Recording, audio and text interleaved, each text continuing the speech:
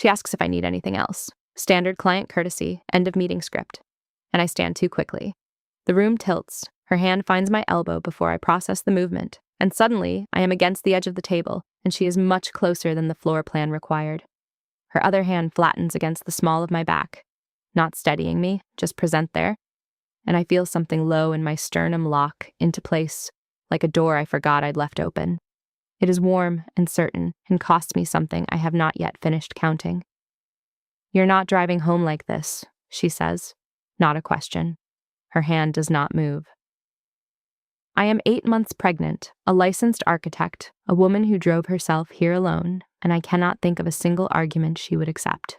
Worse, I cannot think of a single argument I want to make.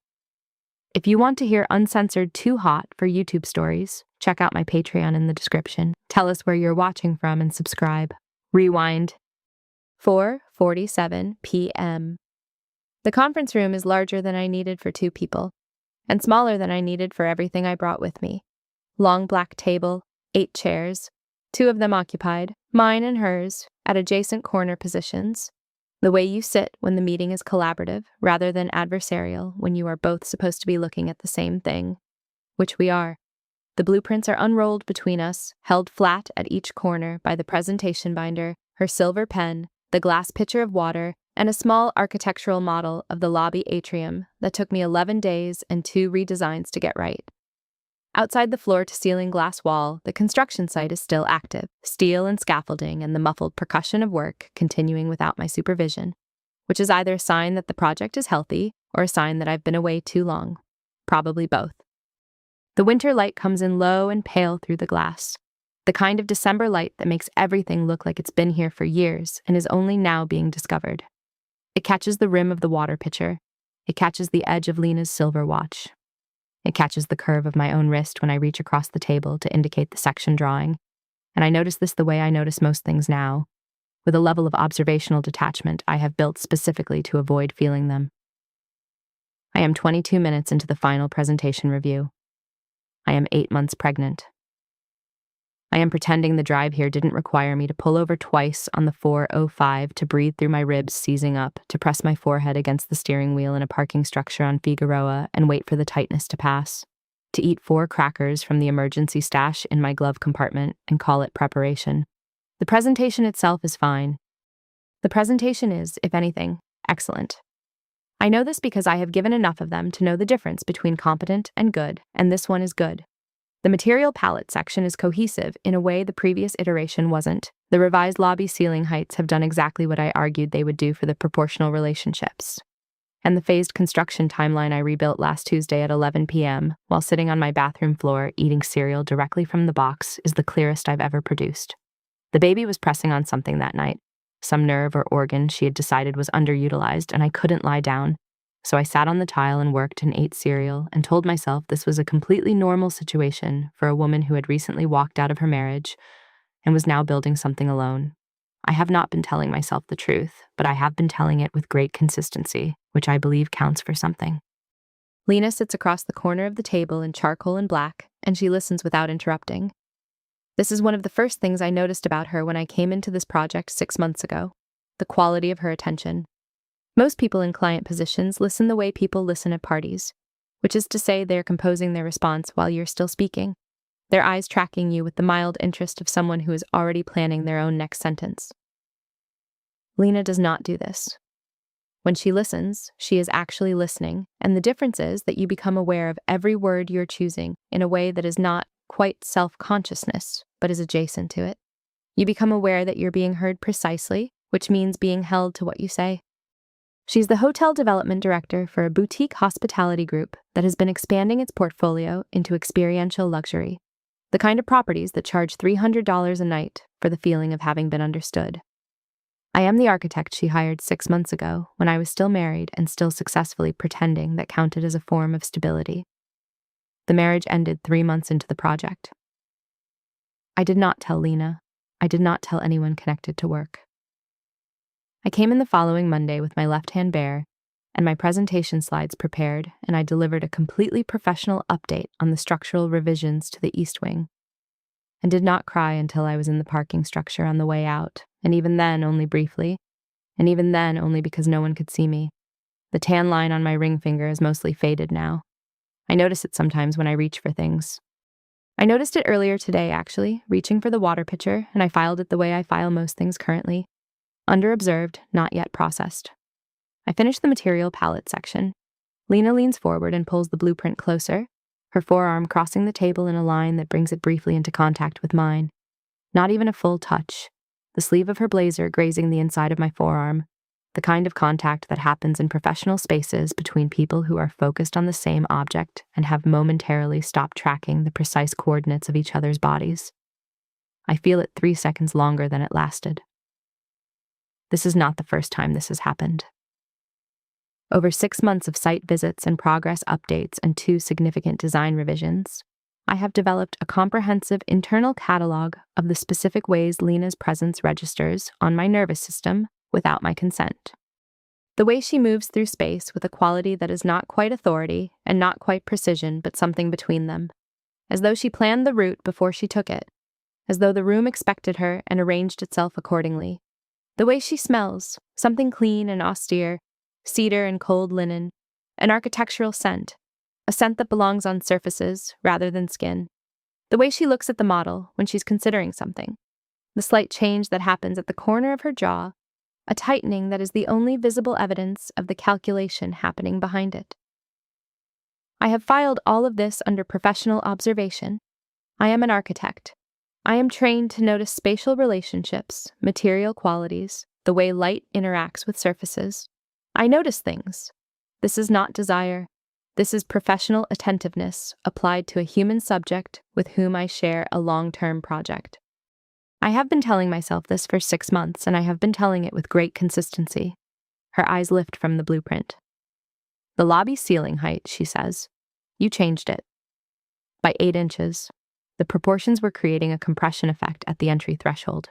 The original height made the atrium feel tall by contrast, but the entry itself read as a corridor rather than a sequence. The change? Better now, she finishes. Her voice is even, certain, the declarative register she uses when something has already been decided in her mind and she is informing you of the conclusion rather than inviting discussion. Then, you're good at this. The sentence lands differently than professional compliments usually land. I notice the landing, which is anatomically specific. Something in the region just below my collarbones, a loosening, a small, sudden absence of tension I had not been aware I was holding. It is the first time in 6 months that someone has said that to me without the question underneath it. Without the second half that didn't get spoken but was present anyway, hovering at the back of the compliment like fine print. But what about after? What about when the baby comes? What are you going to do? How are you going to manage? Are you sure this is the right time to be taking on new projects? Are you sure you shouldn't be resting? Are you sure you've thought this through? I say, thank you, which is what you say.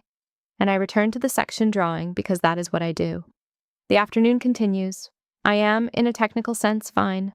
I am delivering a competent and professional presentation to a client who's engaged and attentive, in a conference room with adequate natural light and functional climate control, with blueprints that represent 8 months of careful work and a project I genuinely believe in. All of this is true. Also true, my lower back has been sending me increasingly specific complaints since approximately mile 7 of the drive, and my feet, which are invisible to me now from this angle, are presumably still present but have communicated nothing since parking, and I have been standing and sitting and standing again with the careful, measured movements of someone who has learned to disguise the effort required to occupy her own body. Also true, I have not eaten anything since those 4 crackers, and the glass pitcher of water has been sitting in my peripheral vision for 22 minutes, and I have been wanting a glass of it since approximately minute 4. I do not ask for water. I do not ask for anything. I have become, over the past 4 months, extremely accomplished at not asking for things. Lena stops me at the start of the phase timeline section. Before you continue, she says, do you need anything? Standard client courtesy. End of meeting maintenance, the professional equivalent of checking in at the 30-minute mark. I have heard this question in dozens of meetings from dozens of clients. Water would be fine, I say.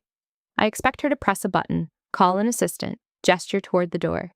Instead, she stands, crosses to the credenza against the side wall, 8 steps, I count them without meaning to, and lifts the glass pitcher there, fills a glass, carries it back. Lena, who has a full staff and a corner office, and an assistant named Marcus who has brought me coffee at every previous meeting, pours my water herself and carries it to me and sets it on the table in front of me. Her knuckles graze the inside of my wrist as she sets the glass down. Accidental. Incidental. The geometry of the moment. She was reaching across slightly. I was reaching forward slightly. The glass was between us. The contact was a byproduct of the shared direction of two hands operating in the same narrow space. It lasted less than a second. Her hand does not move immediately. The inside of my wrist, at the pulse point, goes warm. Not hot. Warm, a gradual arrival, the way surfaces warm when they've absorbed contact rather than just received it. My heartbeat, which has been reliably present all afternoon in the low, steady way of things you do not consciously notice, becomes audible to me. Not loud, just legible, present in a new way. I am aware that this is a physiological response to accidental physical contact. I am aware that I am 8 months pregnant and experiencing hormonal states that amplify sensory input. I am aware that I have been alone for several months, and that alone is a condition with specific physiological side effects that manifest as heightened sensitivity to proximity and touch. I catalog all of this with the efficiency of someone who has spent a great deal of time this year explaining herself to herself. None of it explains the warmth, which has not stopped. Lena pulls her hand back half a second late. I watch this happen, the fractional delay, the moment between when the contact should have ended and when it did, and I watch her register it, which she does the way she registers most things, from behind a composure that barely moves. She resets her posture. She sits back down. The distance between us is fractionally greater than it was before she stood up, which means she noticed the need for it. The glass of water sits on the table between us. I do not drink it yet. She does not mention it. We return to the phase timeline, and I continue the presentation, and the pale winter light continues its slow decline through the glass, and the construction noise continues its muffled rhythm, and I do not drink the water, and I do not mention not drinking it, and neither does she. 20 minutes later, I am explaining the material transition between the lobby and the corridor galleries when my lower back stops sending complaints and starts sending directives. The seize is sudden and located, low left side of the spine, a deep, muscular clench that has been building all afternoon and has now decided to introduce itself properly. I stop mid-sentence. My palm presses flat against the chair back. I breathe, which I have learned to do in a specific way. Not the shallow upper chest breath, but lower, deliberate, the breath that tells the muscle it is allowed to release. Stand up, Lena says. I look at her. I'm fine. You're not. Stand up. Her voice has not changed in volume or heat. It has changed in something else. A quality of directness that is not unkind, but is also not negotiable. The register she uses when a decision has been made, and she is relaying it rather than proposing it. The voice of someone who has assessed the situation from a position of authority and arrived at a conclusion she intends to implement. I stand up because her voice did not leave room for the alternative. She comes around the table. I hear it before I process it. The sound of her chair, the deliberate, unhurried quality of her movement.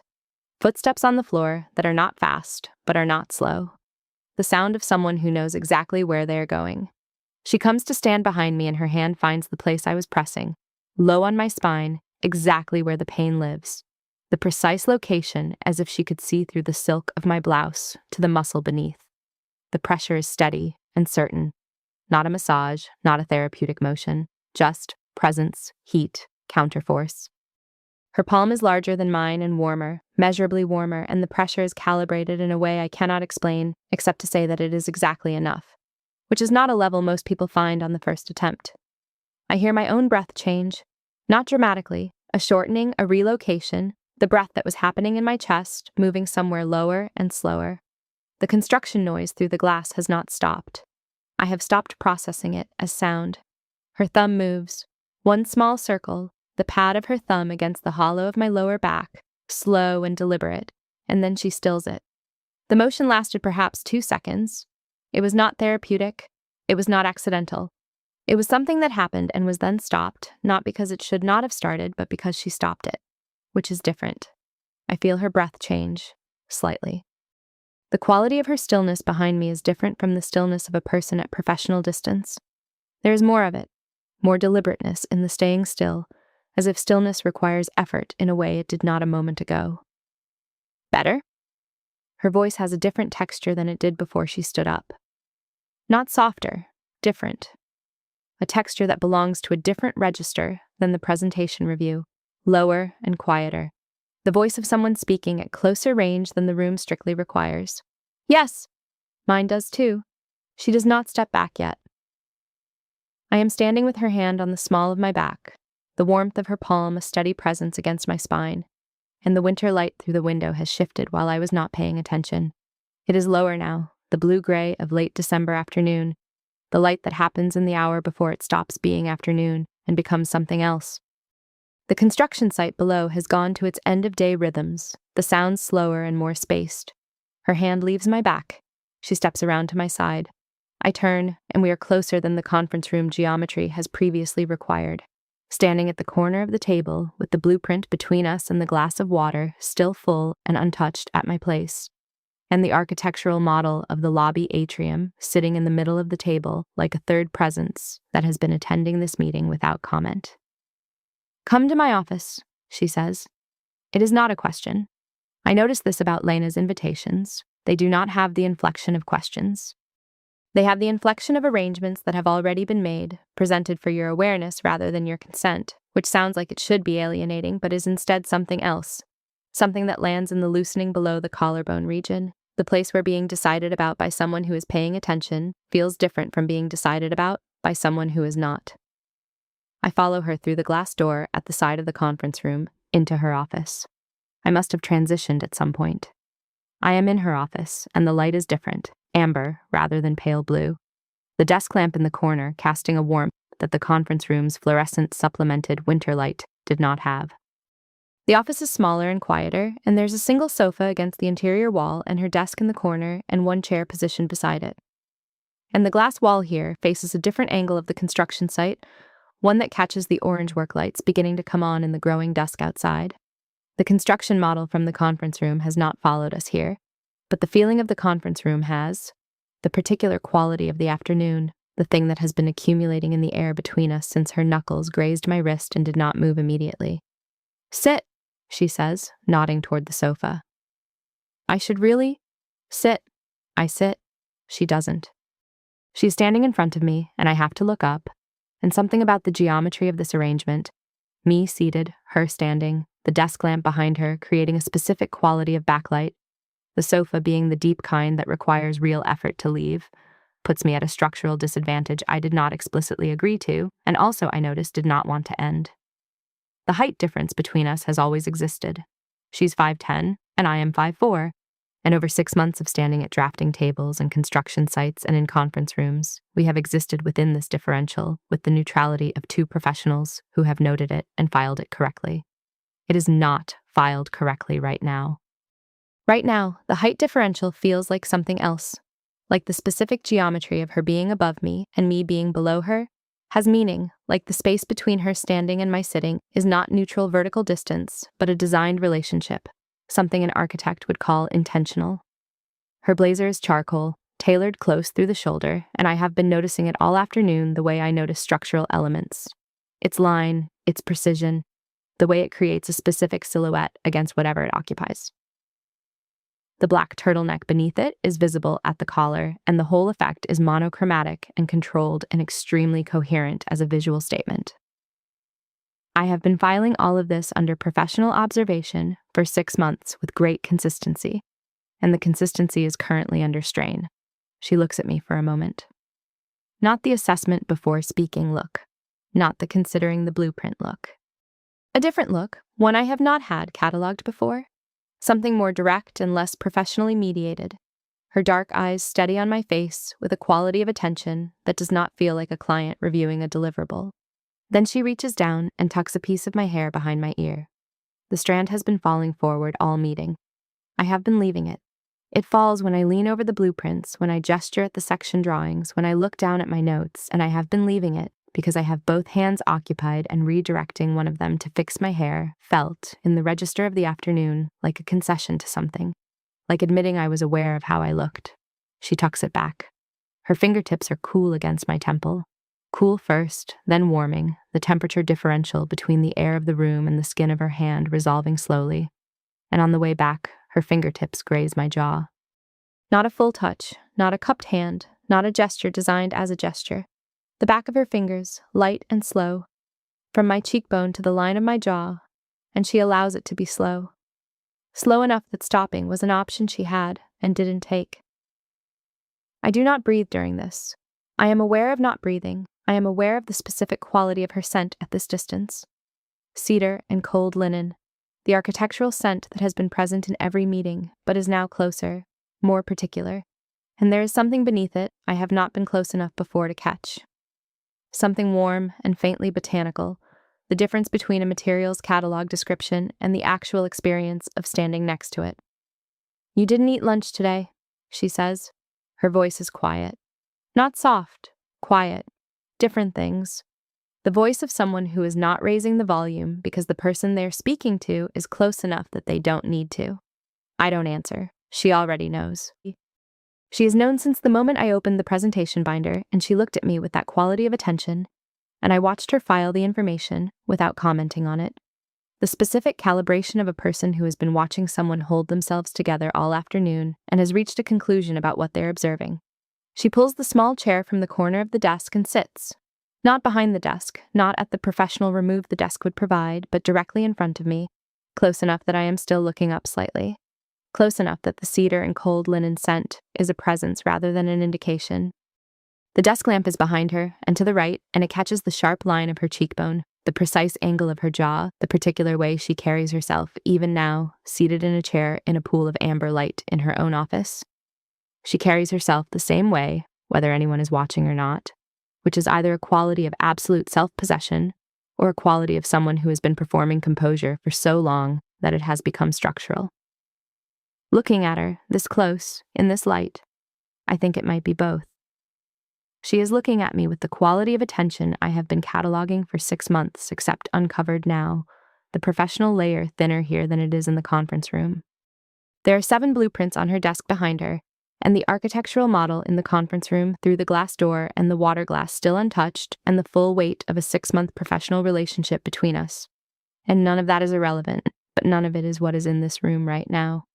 What is in this room right now is the warmth that hasn't left my wrist since her knuckles grazed it 40 minutes ago, and the steady remembered pressure of her palm against my lower back, and the cool trace of her fingertips at my jaw, and the fact that I am sitting in her office on her sofa with my feet aching and my lower back freshly communicated with, and a baby pressing on my ribs, and the presentation binder still in the conference room, and she tucked my hair back, and I did not move away. And I am now sitting here with my hands folded in my lap, consciously still. Consciously not doing the 17 things I could technically do to insert professional distance into this moment. I am an architect. I am trained in geometry. I know what this configuration means. She leans forward slightly, not toward me, not initiating contact, just reducing the space between us in the way of someone who is not thinking about the space between them, which is its own kind of thing. Its own kind of evidence. The revised site schedule, she says, is going to require a 3rd on-site week in January. I blink. January. 2nd week. I know I'm telling you now, so there's time to arrange it appropriately. The pivot back to professional logistics feels like being handed something to hold while she figures out where to put everything else. I take it with both hands. I can make that work, I say. The first the first weeks after. I stop. I'll be on leave by then, but I can arrange an alternative site supervisor and maintain project oversight remotely. That wasn't what I meant, she says. I look at her. I meant, she says carefully, with the precision of someone choosing each word at the correct tension, that I want you there, that I will arrange whatever is necessary to make that possible for you, and that you should tell me what that requires, not what it technically allows. The difference between those two things, what I technically allow myself and what is actually possible, what I could accommodate and what I actually need, sits in the air of her office for a moment, visible and 3-dimensional, like a model of something I've been designing with the wrong specs. No one has said that to me in 4 months. In 4 months of being technically fine and professionally present and adequately managing all of it, no one has offered to arrange what is necessary rather than pointing toward what is technically possible and waiting for me to adapt. I feel something happen in my throat. Not crying. I am not going to cry in Lena's office at 5:23 p.m. on a December afternoon wearing my professional blouse and a bralette I changed twice this morning because I could not stop second-guessing every mundane thing about how I was presenting myself to the world. I am absolutely not going to do that. Okay, I say. My voice is even. I have been practicing even. She studies me for a moment in the amber light. Her hands are on her knees, still, and she's not moving toward me and not moving away. And the room is very quiet.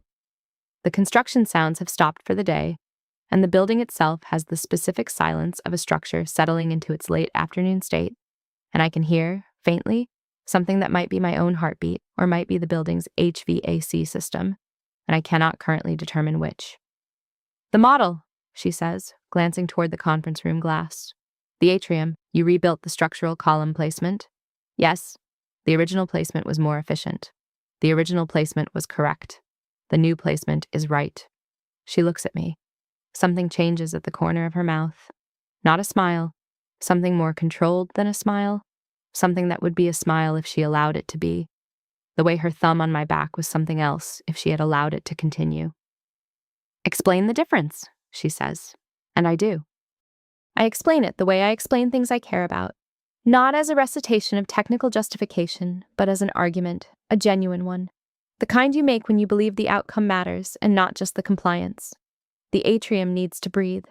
The structural columns in the original position created a visual weight that read as support. Technically correct, structurally sound.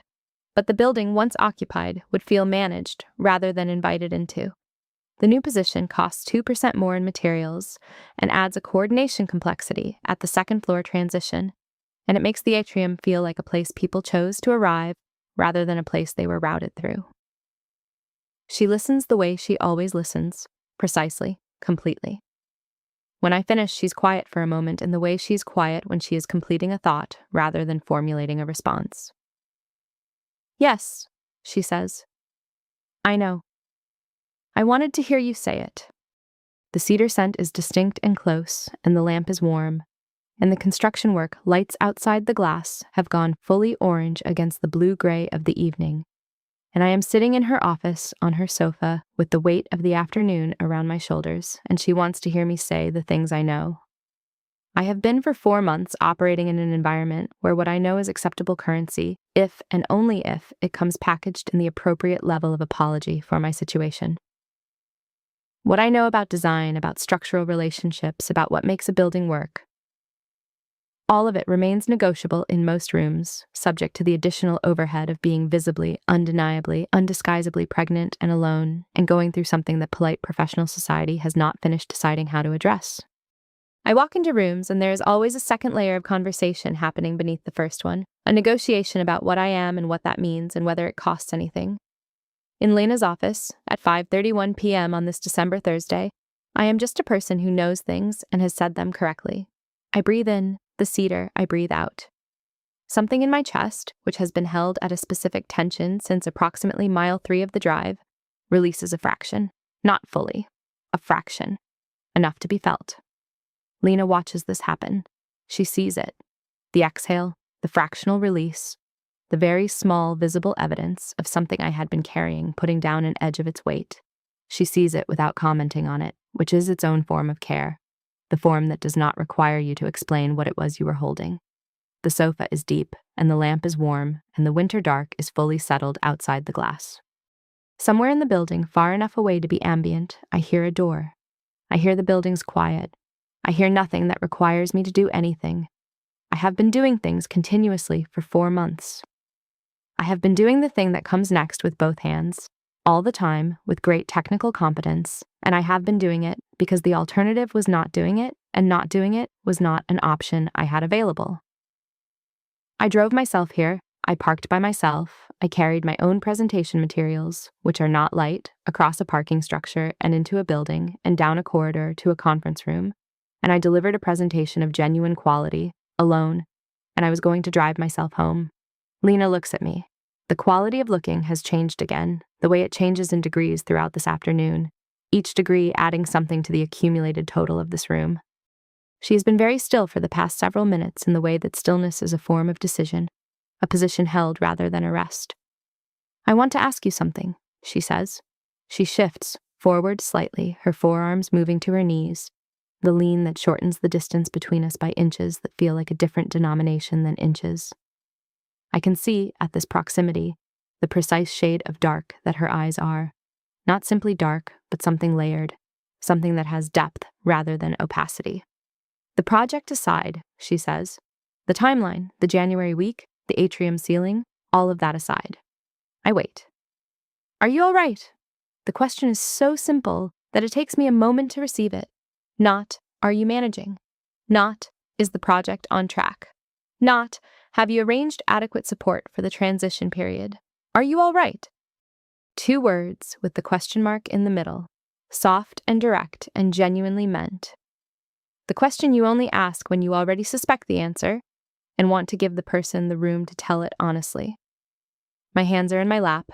My left hand, the bare one, the one with the last faded evidence of the ring, is folded over my right. I look at my hands for a moment. No, I say. The word is even. I have been practicing even. Not entirely, I say. But I'm managing it. I'm fine enough. I will be fine. I know you will be, she says, and the certainty in it is not a dismissal. It is the certainty of someone who has assessed the person across from her and reached a conclusion she believes. That wasn't the question. I look at her. The lamp is warm. The office is quiet. Then no, I say. I'm not entirely all right. I'm doing everything right, and I'm very good at the project, and I have a plan for all of it, and some days the plan is the only thing between me and… I stop. I breathe. No. I'm not entirely all right. The telling of the truth takes approximately 4 seconds and feels like setting down something that has been in my hands for months. Not because it is gone, but because I have been allowed to put it on a surface for a moment while someone else is in the room. Lena does not say she's sorry. She does not say it will be fine. She does not offer any of the things that people say in response to honesty when they are not sure what to do with it. She holds the truth I gave her the way she holds everything, steadily, without rushing to manage it, letting it be what it is. Good, she says finally. That's the honest answer. Then after a pause, you're not driving home today. I open my mouth. I have a car. She says it before I can. Marcus can take you. Your car can stay in the structure overnight. It's secure. I'll clear it with building management. I don't need… You stood up too fast 20 minutes ago and the room moved, she says. I watched it. I'm not putting you in a car alone at rush hour in December. The sentence is not unkind. It has no softness in it either. It is the sentence of someone who has assessed a situation from a position of authority and made a decision about it, and the decision is not cruel and is not excessive and is simply what she has determined, and the determination has the quality of all her determinations. It is final. My bag, I say, which is not a refusal. It's in the conference room. Marcus will get it. I should argue. I am very good at arguing. I spent 8 months rebuilding this project from an initial design that had good bones and inadequate ambition, arguing for every ceiling height and column placement and material transition, making the case for what I believed was right rather than what was technically correct, and I won almost every argument on merit. I am good at arguing. I don't argue. She's sitting in front of me in the amber light, forearms on her knees, close enough that the cedar and cold linen is a steady presence in the air, and the construction work lights outside are orange in the dark, and the conference room through the glass is empty now, the blueprint still unrolled on the table, the glass of water still there untouched. The architectural model of the lobby atrium sits in the middle of the table, the thing we have both been building, 11 days of work and 2 redesigns, and it is very small from here, the entire hotel, in miniature, in a room I'm not currently in. I don't argue. There is a specific quality of exhaustion that has no adequate clinical description. Not sleepiness, not depletion, in the simple sense. The exhaustion of sustained performance, of being the person who is handling it and demonstrating the handling of it continuously, for months in rooms full of people who need the performance to continue because the alternative requires them to do something. And most people, given the alternative, would prefer to see the performance continue. I know this exhaustion with great anatomical specificity. I have been living inside it since approximately November of the previous year. It is sitting with me in this room, heavier than the baby, heavier than the presentation materials, heavier than the blueprint tube I carried across the parking structure. And Lena is looking at me with the dark, layered, precise attention she has been trained on me all afternoon. And the cedar scent is very clear in the quiet office. And she said, "You're not driving home," and did not wait for my agreement. I breathe in. The baby moves, a slow, deliberate pressure from the inside. The movement that is, at 8 months, less like swimming and more like shifting, reorganizing, getting comfortable with the weight she is. I feel it in the specific place I always feel it, low and to the left, and my hand goes there automatically, the way it always does, because the body does this before the mind approves the gesture. Lena's eyes follow the movement of my hand. She watches me press my palm against my side where the baby has shifted, watches the small, unconscious tenderness of the gesture, watches me do the thing I do a dozen times a day when no one is supposed to be paying attention. Then she does something I do not expect. She reaches out. Her hand covers mine, not taking it, not moving it, just placing her hand over mine where my palm is already pressed to my side. Her hand is warm and large, and the temperature arrives before anything else, the specific warmth of her palm over the backs of my fingers. She does not speak. The gesture does not require speech. It is simply, here. This is here. You are not alone in this room. The thing you are carrying is visible, and I am not pretending it isn't. I feel something happen behind my sternum that I have no clinical language for. Not quite a loosening and not quite a tightening. The specific physical consequence of being seen by someone who has chosen to see you. It lasts 3 seconds, maybe 4. Then she withdraws her hand slowly in the way of someone who is giving something back rather than taking something away, and the air of the office settles back around us. "January," she says. "Whatever you need." The word need in her voice sounds like a technical specification rather than an emotional one, which is, I realize, exactly how it needs to sound in order to be acceptable to me. She knows this. She has been paying attention all afternoon to the specific ways in which I can be reached, without requiring me to admit I am being reached. I am going to remember this, I think, the amber light and the cedar scent and her hand over mine for 3 seconds, and the way she said, "Whatever you need," in the voice of an engineer discussing load-bearing requirements. I am going to remember it in the way that I remember structural details that change the meaning of everything around them. Outside, the city is dark. The construction site is lit with orange work lights that make the unfinished building look like something in progress, which it is, which everything is, which I suppose includes this room and the 2 people in it. Marcus has been called at some point without my being aware of it.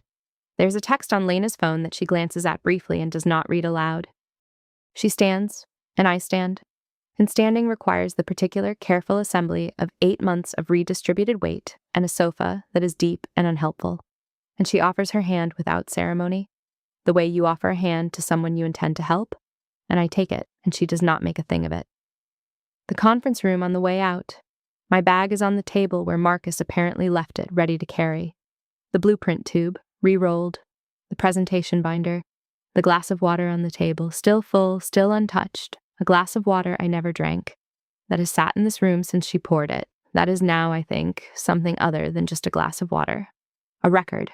A first exchange between 2 people that stayed in the air too long and now means something neither of us has named. I pick up my bag. She takes the blueprint tube, carries it for me without asking, without making a ceremony of carrying it. She just carries it. In the corridor, on the way to the elevator, she walks at my pace, which is different from her pace, which is the unhurried but efficient pace of someone who moves through space, knowing she has designed where she is going. She matches mine without comment, without adjustment that draws attention to the adjustment. The elevator. Her hand at the small of my back, briefly, in the entrance. The same location, the same warmth. The contact is brief and without preamble, and when it ends, I can feel exactly where it was. The specific geography of her palm, the way heat remains in surfaces after the source has moved. In the lobby, she says, "Marcus is in the silver car. He knows the way." "I don't know your address," I say. "I didn't give it to you." She pauses. "He does." I look at her. There's a quality to how she meets my eyes right now at the end of this afternoon that is different from the professional quality of the conference room. Less mediated, more direct. The thing under the professional layer, visible in the way that things are visible in low light when the bright surfaces stop competing. Her jaw is sharp in the lobby fluorescence. Her eyes are the dark, layered kind that doesn't give back a simple reflection. I should say something. I have 11 things I could technically say that would reintroduce professional distance and correct the tilt of this afternoon back toward its original axis. I am good with language. 8 months of arguments for ceiling heights and column placements. 8 months of making the case for what I believe is right. I could correct this. I don't. Thank you, I say. For the presentation review. Something happens at the corner of her mouth. Not quite a smile. The shape of a smile in the material it's made from. Tomorrow, she says. 9 a.m. We need to review the East Wing corridor sequence. I know I have notes. I know you do. The silver car is at the curb. Marcus, who is exactly as professional and discreet as his job requires, takes my bag and the blueprint tube from Lena's hands without ceremony and puts them in the boot. The door is open. I am getting in, and it is December, and the air is cold and clear, and the city is fully dark around the construction site, which is still lit orange behind us. Lena's hand is at my elbow. She has come all the way to the car. I didn't expect this. And her hand is at my elbow while I lower into the seat, the careful geometry of descent. And then she does something unexpected for the second time today. She reaches into the car, lifts the seatbelt, draws it across me, clicks it into place. Her face is close, in the moment of clicking. Not close the way the conference room was close, not the careful, maintained professional distance. This is the distance of someone who is leaning into the space you occupy to do a specific thing for you. And when it is done, and her eyes come up to mine, we are at a distance that has no professional category. Her eyes are dark and precise, and something in them is open in the way that things are open when the decision has been made. Good night, Nia, she says. Not, drive safe. Not, see you tomorrow. She says my name at this distance, and it lands in the place below my collarbones with the specificity of something aimed. Good night, I say. She steps back, closes the door, stands on the curb, one hand in her blazer pocket, and watches the car pull out. I can see her through the rear window, charcoal and black in the December dark, perfectly still, the construction site glowing orange behind her. I watch her until the corner takes her. And then I turn forward, and I am in a warm car being driven through December evening traffic by someone who knows an address I don't, carrying a glass of water. I didn't drink in a conference room I am no longer in, and the inside of my wrist is warm, and the small of my back is warm, and my jaw is warm from 3 seconds of her fingertips. And I am wearing my own blouse and my own coat and my own everything, and nothing has happened that anyone would describe as an event. And I am completely, irreversibly different than I was at 4:47 this afternoon. The baby shifts, low and to the left, the reorganizing weight. I put my hand where she is, in the dark car, with no one watching. I think, tomorrow, 9 a.m., East Wing corridor sequence. I think, I have notes. I think, cedar and cold linen closer than the room required, and the exact location of her palm, and the weight of her hand over mine for 3 seconds above the place where my daughter is moving, and the way she said whatever you need in the voice of someone who has already decided what that means and intends to make good on it. I think I am not, at this moment, entirely all right. And for the first time in 4 months, not being entirely all right does not feel like a failure of management. It feels like the first honest thing I have told myself in a very long time. Marcus navigates the December traffic without speaking, which is exactly right, and the city moves past the windows in its ordinary way, and somewhere behind me on a conference room table, there's a full glass of water that neither of us touched, and I am being driven somewhere I haven't been and don't know the address of. And I think this is either a significant error or the first correct decision I have made since November of last year. I have been for 4 months making technically correct decisions. I left when leaving was the right structural choice. I continued the project when continuing was the right professional choice. I drove myself here today, alone, at 8 months, because driving myself was the technically correct, independent, capable woman choice. I think about Lena at the curb, charcoal and black, perfectly still. I think about the blazer she was wearing all afternoon. Charcoal, tailored close through the shoulder, the kind of garment that holds its shape because it was built to, because the construction of it was precise from the beginning. I think about the way she moved through the conference room. I think about her hand on my back, the calibrated pressure, the one small circle she stopped. I realize, not once today thought about the marriage. Not once. Not the tan line, not the crackers in the glove compartment, not any of it. As a grief. I have thought about it the way I think about a design problem. A configuration that was structurally sound but proportionally incorrect. A choice that was technically allowed and demonstrably wrong. A thing I walked away from because the building needed to be different from what was planned. The car turns. The city is different here. Quieter, the streets wider, the buildings older and shorter and more settled. I am going somewhere I haven't been. This is what the structural revision requires. Marcus parks in front of a building that is, I note, architecturally coherent. Late-century clean lines, minimal ornamentation. The building of someone who finds unnecessary detail irritating. He brings my bag and the blueprint tube. He does not comment on the fact that I am getting out of a car at an address I didn't know 20 minutes ago, because he is very good at his job. She said she'll be 30 minutes, he says. The lights are on.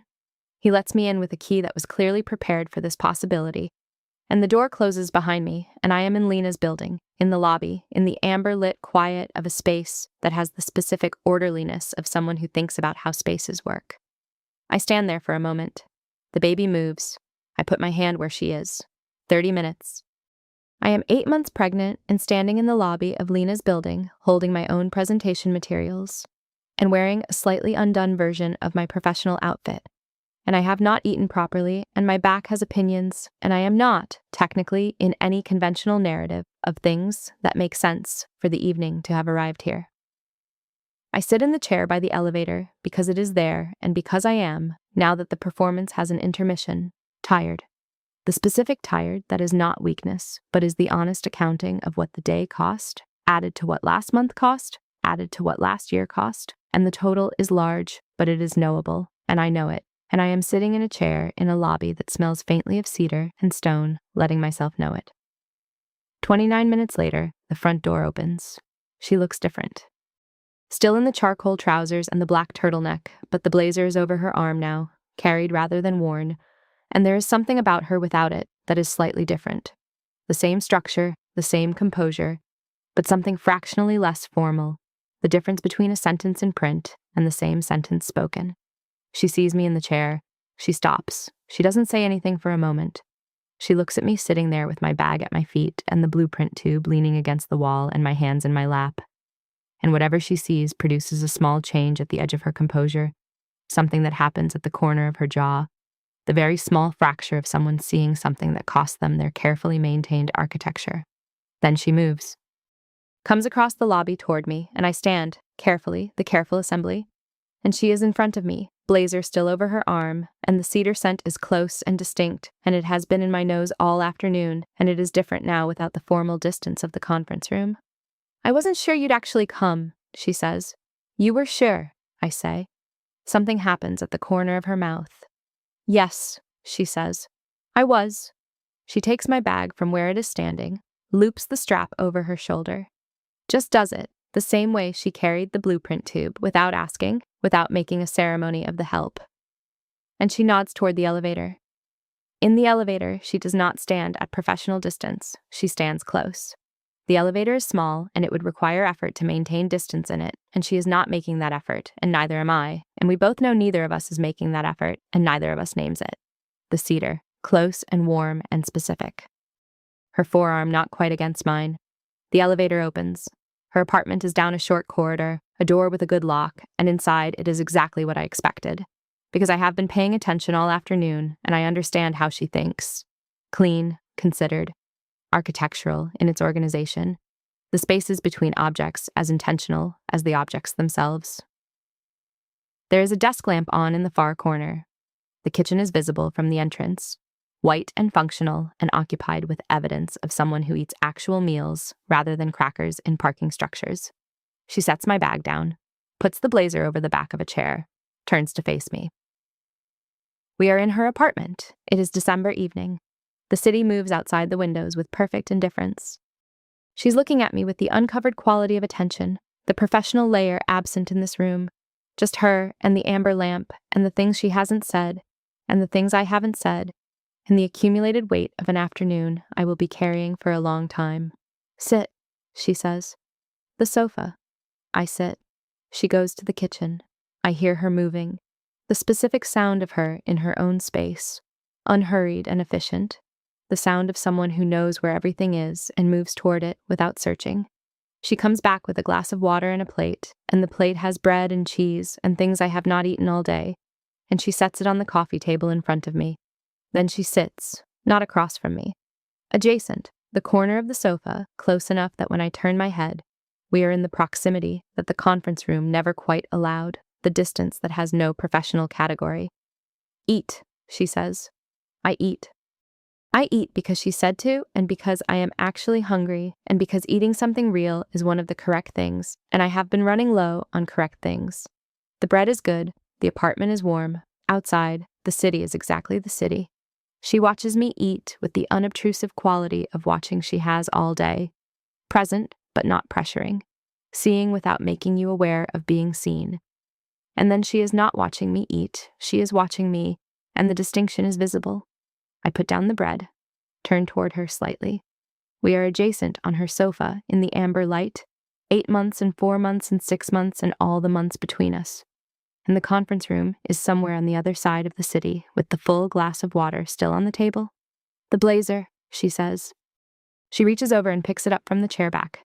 The charcoal blazer she carried all the way across the city over her arm. The garment I have been noticing all afternoon with the professional attention I have been applying to everything about her. She holds it for a moment, looks at it, then holds it out toward me. You were cold in the car. I was not technically cold in the car. The car had adequate climate control. I take the blazer. She watches me put it on, the careful process of getting a blazer around 8 months and a silk blouse and the particular architecture of my current shape. And she doesn't help, she just watches. And when I have it on and it is absurdly large on me, the shoulders dropping, the front hanging open because it cannot close, she looks at me in it, and something in her expression does a thing I cannot categorize. The blazer smells like her. Cedar and cold linen and the warm botanical underneath. It is a garment I have been noticing all afternoon from the outside, and wearing it from the inside is a different experience, which is also something I have been doing all day. Receiving things I have been observing from a distance and finding them different from the inside than they appeared from without. Better, she says. She's still looking at me. I am sitting in her sofa, wearing her blazer with my hands in my lap, and the baby is still, and the room is quiet, and she is looking at me in the particular way she has been looking at me since the wrist, since the back, since the hair, since the hand over mine. The accumulated quality of a day of looking that has not been looking at a client has been something other than that, something she has been exercising the same discipline over that she exercises over everything, the controlled restraint that is the spine of her composure. Something in that composure is fractionally different now. In her own apartment, on her own sofa, with the blazer no longer on her, the containment of her professional setting reduced, the architecture of distance that the conference room provided now absent. She is still composed. She will always be composed. But composed in this room means something she is choosing, moment by moment, which is different from composed as a default state. I can see the choosing. I can see the cost of it. I have seen things clearly all afternoon. This is one of them. Lena, I say. I don't say anything else. I just say her name at this distance, and she goes still in a way that is different from her professional stillness. Not the stillness of assessment, but the stillness of someone who has heard something and is deciding. She holds still for a moment that has weight. Then she kneels, puts herself at my eye level instead of above. The height differential that has existed all day, the geometry of the conference room and her office and the lobby and the elevator, she removes it. She is in front of me on the floor, and we are at the same level, and somehow this is more, not less. Somehow the removal of the structural advantage she has held all day makes the thing in the room larger, not smaller. She is choosing this. She chose to remove the advantage she had, which means she was paying attention to having it, which means she has been in this room the same way I have been. Her hands rest on my knees, not moving them, not separating them. Both her hands on both my knees, over the fabric of my trousers, present. Warm through the charcoal wool, warmer than the room, the warmth that has been in various locations on my skin all afternoon. Wrist, back, jaw, fingers, now here. I feel my hands go still in my lap. I'm going to ask you something, she says. And you're going to answer honestly. I nod. My voice has not been reliably available for the past several minutes. Do you want to leave right now? The city outside the windows is dark and lit and indifferent, moving in its ordinary way. The construction site, invisible from here but present in memory, is dark now. The work light's off. The full glass of water is on the conference table in the other building across the city. A record of an afternoon, a first, small, accidental thing that stayed in the air too long. Her hands are on my knees. Her eyes are dark and layered and completely, directly on mine. I am 8 months pregnant and alone, and not entirely all right, and I have not eaten properly in days. And I am wearing a blazer that belongs to someone else, and I am in an apartment at an address I did not know this afternoon, and I am looking at a woman who kneeled to remove her structural advantage and is asking me, with complete steadiness, whether I want to leave. No, I say. It comes out different than I intended. Lower, cleaner, the word, without its usual performance of reasonableness. It sounds the way honest things sound when the performance falls away, smaller and more certain than the performed version. A single syllable that means exactly what it says, and nothing curated about it. Permission, agreement, I don't want to leave. I am choosing to stay. Her thumbs move, both of them, gentle circles on the inside of my knees, slow and certain, and I feel my thighs relax without my having directed them to.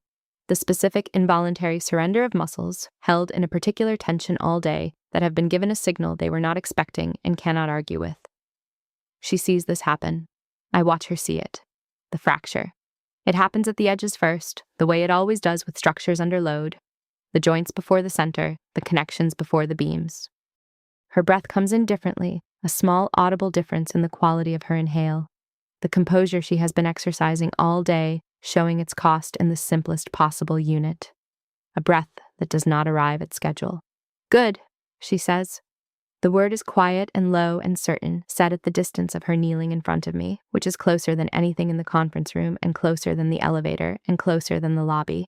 Then slower, with a deliberateness that is the sound of a decision being implemented. Because I'm not letting you. I hear what that means.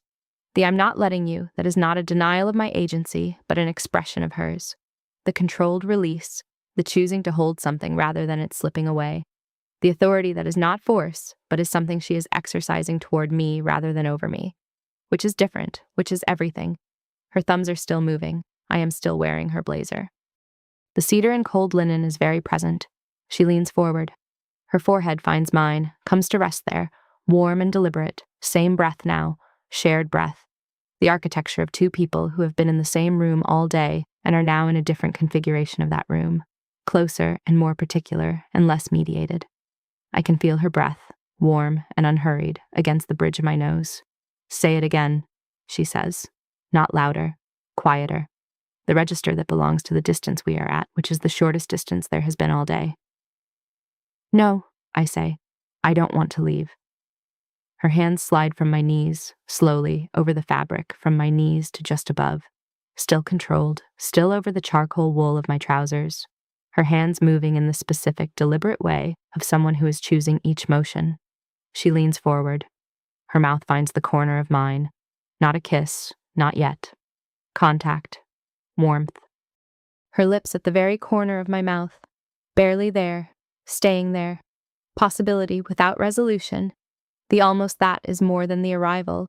The moment before the door opens, that is heavier than the doorway. And she holds it there, at that corner.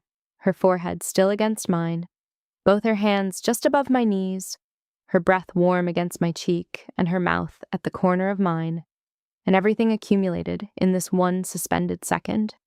The wrist, the back, the jaw, the hair, the hand over mine at the place where my daughter moves, the blazer, the full glass of water in the other room, the drive home, the cracker wrappers in the glove compartment.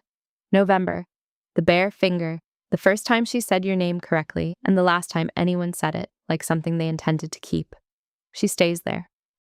The city moves outside, indifferent and lit, and she stays at the corner of my mouth and does not rush this, and does not pull back, and I feel my hand come up, which it does without instruction, and find the back of her neck, and she makes a sound, very small, very low, involuntary in the way that only sounds are when they were not permitted. And then she turns, slightly, and her mouth is fully against mine. The blazer is very warm around my shoulders. Her hands have not moved from just above my knees. The lamp is amber. The city is dark outside.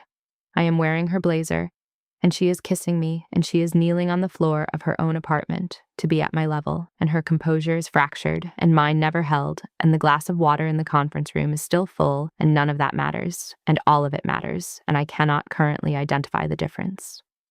My hand in her hair, the specific texture of it, the silk of the ponytail she's worn all day, now loose under my fingers. She makes another sound. She leans into my hand slightly in the involuntary way, the tell that only happens when everything else has been controlled and this one thing remained and did not ask permission.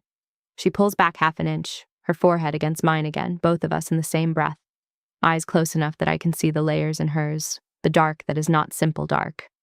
Neither of us speaks for a moment. Then she says against my mouth, "You should have eaten lunch." I make a sound that is not quite a laugh but belongs to the same family. "You should have told me that at noon. I didn't know you at noon." She did. We both know she did. 6 months. But she means something more specific than knowing. She means the particular knowledge of this afternoon, the conference room and the wrist and the back and the amber office, and the thing I said when she asked me honestly. She means that knowing. She means the difference between having information about a person and actually knowing them, and what I understand, sitting here in her blazer in her apartment in the December dark, is that she has been arriving at that second kind of knowing all afternoon, in the slow, deliberate way she does everything, with full attention, and she made room for me to arrive there too. "Eat the rest of the bread," she says. She sits beside me on the sofa. I eat the rest of the bread. She sits with her shoulder nearly against mine and watches the city through the window. And the baby moves once, the low left shifting, and I put my hand there, and she puts her hand over mine, and we hold this, quietly, in the amber lamp and the December dark and the city's indifferent light. And do not name it, because some things do not require naming to be true. The blazer stays on my shoulders. She does not ask for it back. Later, when I stand to leave, later when Marcus is called again, when the blueprint tube and my bag are collected, when the sofa's depth is navigated, and I am standing again in her apartment doorway, she walks me to the elevator, and then she walks me to the car, because she walked me the whole way before, and she is not going to stop now. Which is something I understand about her, and I'm beginning to understand about myself. At the car, the door open, the December cold on my face, she wraps the blazer tighter around my shoulders, both hands adjusting the lapels, her fingers at my collarbone for a moment, precise and warm. Her eyes come up to mine. "Tomorrow," she says. "Same time." Not a question. An arrangement, an appointment already made. "Same time," I say. She closes the door, stands on the curb. I can see her through the rear window, charcoal trousers, black turtleneck, no blazer, in the December dark with the city behind her, and the building lit above her, perfectly still, and I think, this is what she looks like when she has given something away. Same posture, same jaw, same stillness. But something underneath it is different, some quality of the holding herself that is, very slightly, more costly than it was this afternoon, which means more is present than was present before, which means she is doing the same thing I am doing, which is carrying something new and warm and not yet fully named back into the ordinary world. I drive home wearing someone else's claim. The city moves around the car in its ordinary way, and my back is warm where her palm was, and my wrist is warm where her knuckles grazed it 4 hours ago and never quite stopped, and the corner of my mouth is warm, and I am warm inside the blazer that smells like cedar and cold linen and something botanical, and underneath all of it, something that is simply her, and the baby moves low and to the left, and I put my hand where she is, and I think, tomorrow, same time, the glass of water, still on the table in the conference room, still full. It will be there tomorrow when we go back in, before 9 a.m., before the East Wing Corridor review, before whatever the morning brings to the room between us. I left it. She left it. We both knew we were leaving it, and neither of us went back. And the not going back was also a thing we agreed to without language, the way we agreed to several things today without language. And this is what I think about as Marcus navigates December traffic and the city comes down around the windows and I am taken, warm and borrowed and carrying more than I started with, toward an address I have now been to and will not forget. She said, "I didn't know you at noon." She does now.